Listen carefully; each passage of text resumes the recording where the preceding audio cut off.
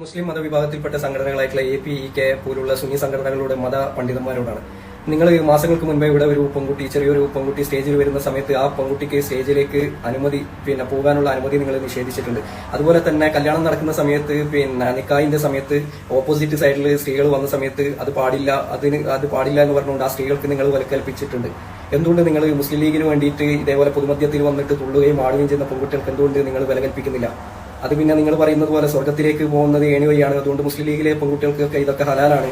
മറ്റു പാർട്ടിയിലുള്ള പെണ്ണുങ്ങന്മാർക്ക് പെൺകുട്ടികൾക്കൊക്കെ ഇത് ഹറാമുള്ളൂ. നമ്മുടെ പാർട്ടിയിലുള്ള പെണ്ണുങ്ങന്മാർക്ക് ഇതൊന്നും പ്രശ്നമല്ല, ഹലാലാണ് എന്നുള്ള നിലപാടാണോ നിങ്ങളുടേത്? അതുകൊണ്ടാണോ നിങ്ങൾ ഇതിനെതിരെ ശബ്ദിക്കാത്തത്? മറ്റേതൊരു കാര്യത്തിലും സ്റ്റേജ് കെട്ടിയിട്ടും അല്ലാത്തതൊക്കെ നിങ്ങൾ കൃത്യമായിട്ട് വ്യക്തമായിട്ട് നിങ്ങളുടെ നിലപാടുകൾ പറയാറുണ്ട്. ഈ ഒരു വിഷയത്തിൽ മാത്രം നിങ്ങൾ ശക്തമായിട്ടോ അതല്ലെങ്കിൽ നേരിയ തരത്തിലോ എവിടെയും നിങ്ങൾ നിലപാട് പറയുന്നതായിട്ട് കണ്ടിട്ടില്ല. അതുകൊണ്ടാണ് ഇങ്ങനെ ചോദിക്കപ്പെടേണ്ടി വരുന്നത്.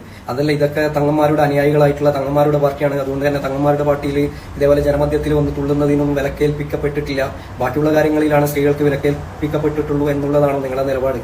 ഈ ഒരു കാര്യത്തിൽ നിങ്ങളുടെ നിലപാട് പറയാത്ത നിങ്ങൾ മൗനമായിട്ട് നിൽക്കുന്ന സമയത്ത് തോന്നുന്ന ഒരു കാര്യം എന്ന് പറയുന്നത് മുസ്ലിം ലീഗിലുള്ളവർക്ക് ഇതൊക്കെ ഹലാലാണ്, ബാക്കിയുള്ള പാർട്ടിയിലുള്ള പെണ്ണുങ്ങന്മാർക്ക് അല്ലെങ്കിൽ ബാക്കിയുള്ള സംഘടനകളിൽ അതല്ലെങ്കിൽ ഒന്നിനും വിശ്വസിക്കാത്ത മുസ്ലിം പെൺകുട്ടികൾക്ക് ഇതൊക്കെ ഹറാമുള്ളൂ. നമ്മളെ സ്വർഗത്തിലേക്കുള്ള പാർട്ടിയായ മുസ്ലിം ലീഗിൽ ഇതൊക്കെ ഹലാലാണ്, ബാക്കിയുള്ളിടത്തൊക്കെ ഇത് ഹറാമാണ് എന്നാണ് നിങ്ങളുടെ ഈ മൗനത്തിലൂടെ മനസ്സിലാക്കുന്നത്.